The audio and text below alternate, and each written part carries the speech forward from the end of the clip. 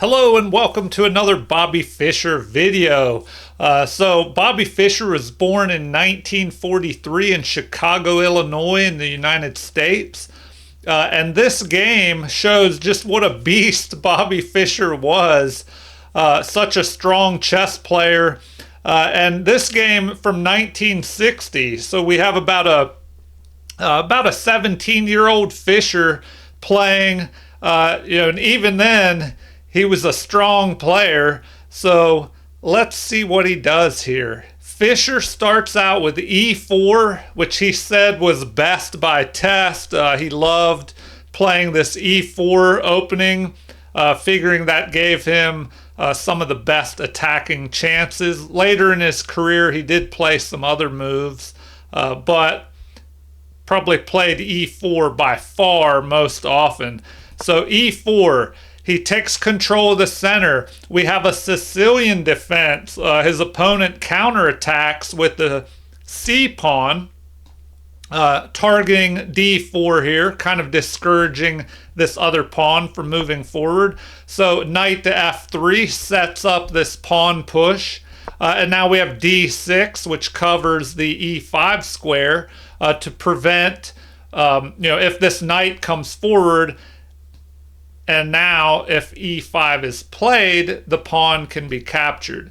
So the game continues with d4, fighting in the center. The pawn is captured, knight recaptures, so material is even. But Fischer has more space in the center. But he only has one pawn in the center versus his opponent's two pawns here. So the game continues with an attack on the unprotected pawn. Knight defends.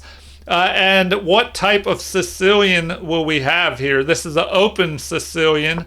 But now after this move, a6 here, this is the Najdorf variation, which can be a very complicated line in the Sicilian. Already, most Sicilian games have a lot going on, a lot of tactics and attacking, counterattacking, but the Najdorf, a favorite by Bobby Fischer. So this could have been a strategy. Fischer loved playing the Najdorf Sicilian with the black pieces. So maybe his opponent, Olafsson, was trying to get in Bobby's head a little bit. But Fischer just presses forward with a little more, passive maybe, defensive move. Fischer was usually known for pushing his bishop to c4 here. And now that he's played bishop to e2, he's ready to castle. And he does cover this square, keeping knight or bishop out of there. So the game continues with an immediate strike in the center. Now, what is the advantage of this move? Well, it definitely chases the knight away, and this knight will be forced to retreat. The knight, I guess, could move here, but then maybe the bishop captures. That would give up the bishop pair, but leave a set of doubled pawns here. So usually the bishop retreats, knight retreats to b3, and that's what Fischer did. But the disadvantage or vulnerability here is that there's a backwards pawn, and that can be a target in the Sicilian in different variations, different lines. And black will have to figure out what to do to guard this backward pawn. So bishop is developed and black is ready to castle. And here we have bishop to g5. Now this is a common theme in the Sicilian when you have this backward pawn, because the knight is helping cover this square. Maybe in the future that pawn would want to push forward and be backed up by the knight. But if bishop exchanges for the knight, you get rid of a defender of this d5 square that could allow a white knight to jump in there to this great outpost. So the game continues with knight developing to back up the other knight, and Fischer does not give up his bishop pair. Instead, he tries to gain space here on the queen side. This move Also discourages a pawn push because now you could capture and the pawn cannot recapture, or a rook could be taken out here. So Fischer's opponent castles the king to safety. The computer says that is the best move in the position.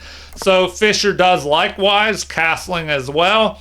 Both kings are safer here behind a pawn barrier, and their rooks are closer to the center where they can influence the game more. And now Fischer's opponent puts the question to this bishop. What should the bishop do? Retreat, keeping the bishop pair, or do you knock out the knight here? So let's see what Fischer decided. He retreats back in favor of keeping his bishop pair. And now, this could also entice his opponent to push forward, creating weaknesses in the king side. But the opponent, for the moment, pushes his b pawn, maybe getting ready to fianchetto this bishop, get it off the back rank, and aim down towards the center and possibly the king side. So Fischer plays bishop to c4 here anyway. Maybe he could have done that in one move earlier in the game. And Fischer did become well known for playing the bishop to c4 line against the Sicilian. So the game continues with the bishop developing, putting pressure on this pawn. 2 attackers, only 1 defender. So Fischer develops the queen, which this does multiple things. It creates a battery aimed at this pawn. It helps prevent this pawn from being captured. It helps bolster the pawn in the center. And it also connects the rooks. So this rook, which is doing nothing over on the edge other than defending a pawn, could jump into the center if it needs to. Queen develops as well, targeting the bishop, connecting the rooks, and Fischer centralizes his other pawn, his other rook, instead of taking this rook away from the protection of the pawn, which could come under attack perhaps. Or, if the other rook moved, maybe you press the b pawn and open up the a file, and black could potentially control that open a file. So the game continues with a queen and rook battery being created, targeting the bishop here. So what does Fischer do? Instead of retreating the bishop, he drops his knight back, which defends the bishop, but it also gets out of the way of this pawn. So now his b pawn will be free to move forward if it has to. So the game continues with the bishop being attacked. Fischer retreats. And now we have a knight repositioning here, probably getting ready to jump into this hole that is made here after the pawn has been pushed. And so the game continues with Fischer fortifying his central pawn, giving his bishop a little escape square. That way he can keep his bishop pair. And so knight presses forward, threatening to jump to the d4 outpost, attacking the queen. What will Fischer do here? He drops his bishop back to keep an eye on that. The computer says that's an inaccuracy, that king to h1 would have been better. But Fischer was such a strong player, maybe he saw something strategically that the computer did not see. Because computers are better at finding all the tactics, but long-term strategy eludes them sometimes. So the game continues with king up to g7. Computer says this is a mistake, that knight to f4, attacking the queen, would have been better. So Fischer does now move into the corner, but now the computer says that's an inaccuracy. Bishop to b3 would have been better. So now we have knight attacking the queen. Fischer moves forward, creating a battery of bishop and queen, threatening this pawn on b6, which is only defended by the queen. So now we have pawn pressing forward, attacking the bishop, Pawn captures.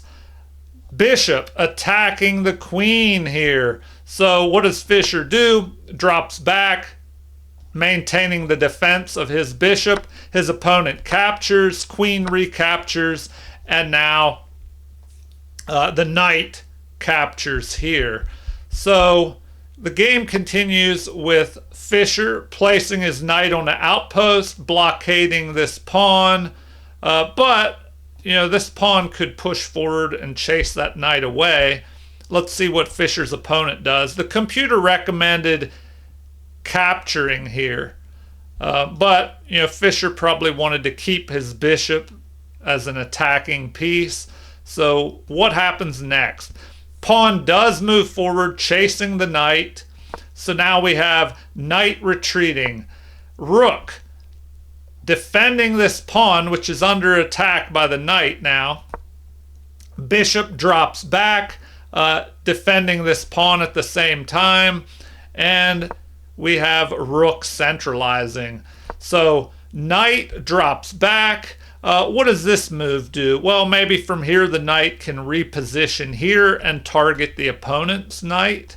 So Fischer's opponent just presses the pawns forward, but it looks like this is a mistake. And now Fischer is ahead.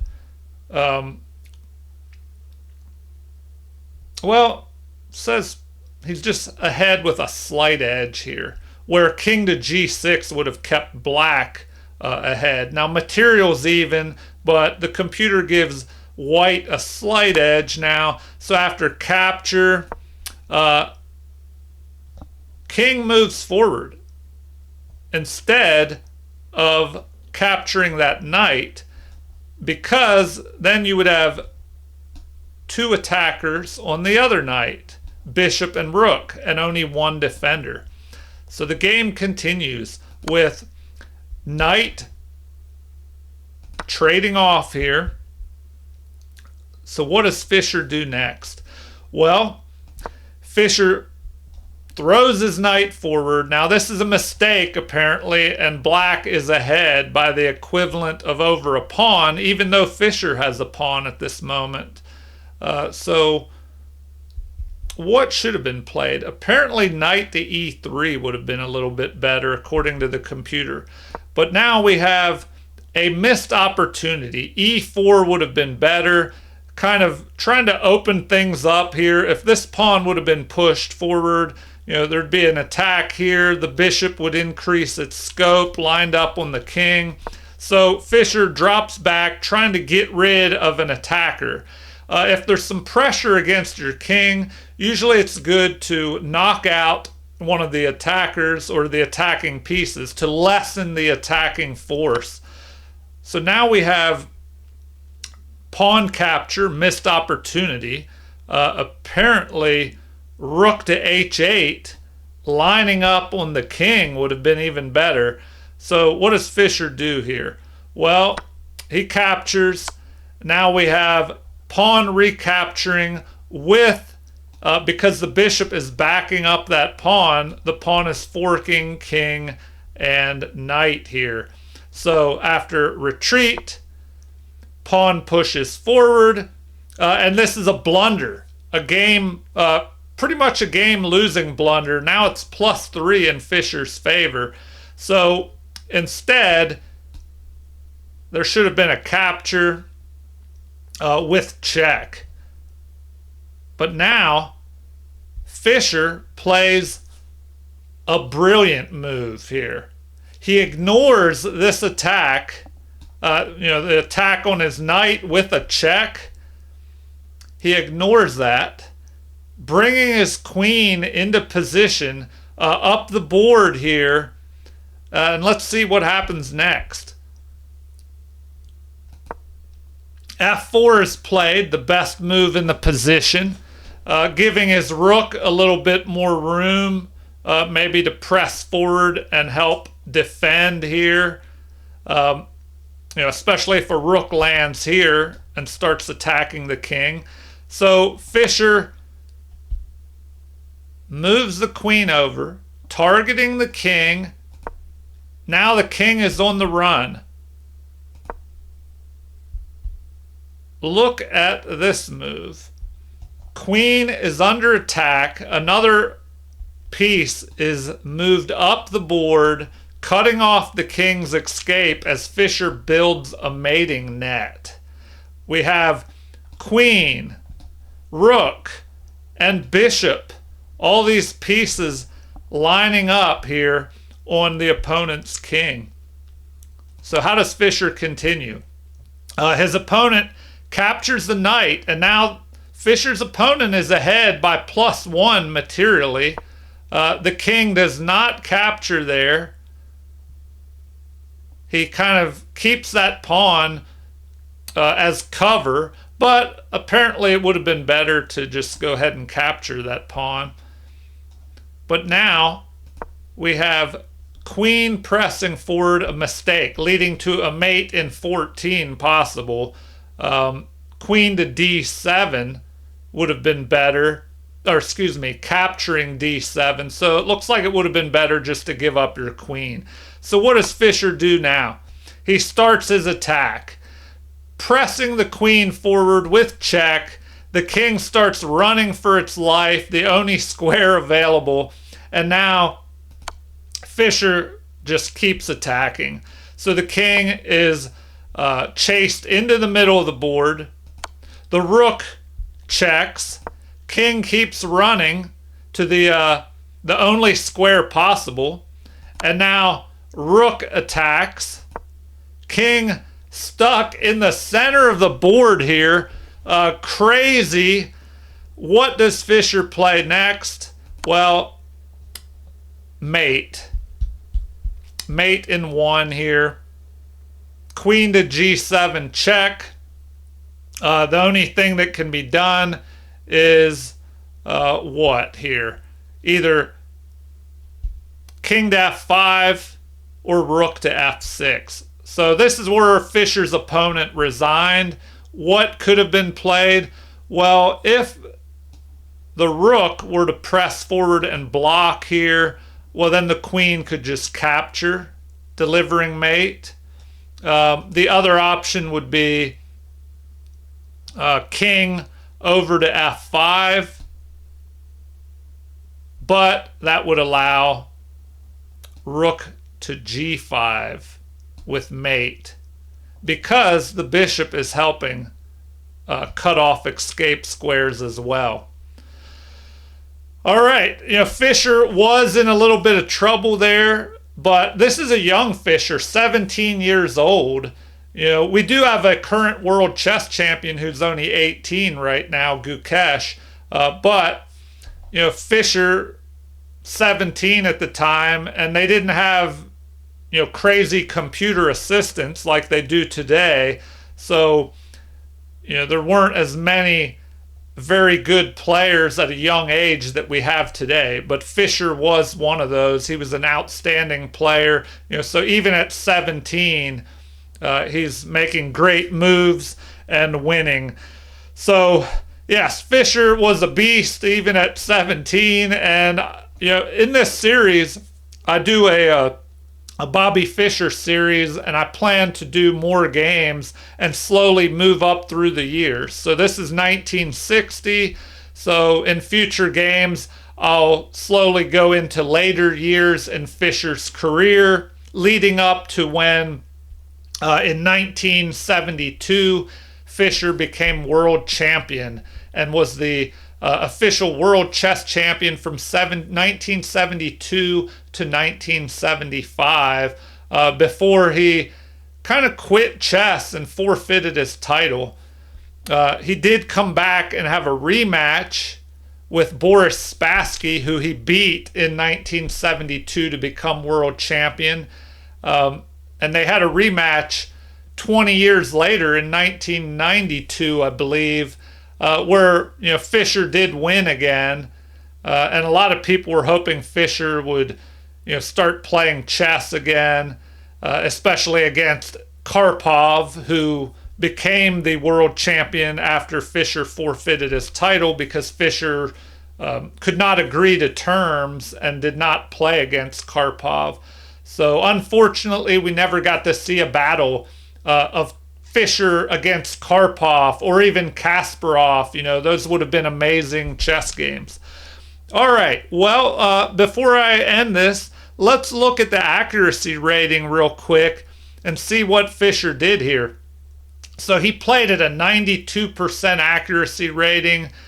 He had one brilliant move, 3 great moves, and his opponent played at an 82.7% accuracy rating. So as far as bad moves, Fischer did have 5 inaccuracies. His opponent only had 1. But Fischer only had 1 mistake. His opponent had 3. Fischer had 1 missed opportunity and his opponent had 2. But his opponent did have 1 blunder as well. So, interesting game there. All right. Well, please like and subscribe if you haven't done so already. Feel free to leave any comments. I always enjoy hearing what viewers and subscribers have to say. And thank you for watching. Have a super chess day.